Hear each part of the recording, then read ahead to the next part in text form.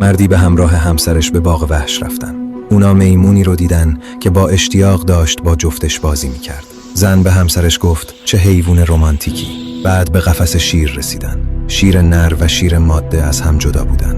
شیر نر طوری یه گوشه لم داده بود که انگار شیر ماده اصلاً وجود نداره. زن با تأسف گفت چه صحنه بدون عشق غم انگیزی. همسرش گفت یه سنگ به سمت شیر ماده پرت کن و تماشا کن.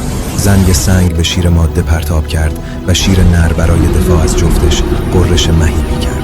بعد مرد از زن خواست که همین کار رو هم با میمون انجام بده. زن سنگی به سمت میمون ماده پرتاب کرد و میمون نر خیلی سریع از درخت بالا رفت و برای نجات جون خودش جفتش رو رها کرد. مرد به زن گفت در دنیا فریب چیزایی که عاشقانه به نظر میان و نخور، چون اغلب فقط یه ظاهر گول زننده است برای پنهان کردن قلبی تو خالی. در همین حین کسانی هم هستن که آرومن ولی قلباشون پر از عشق واقعیه.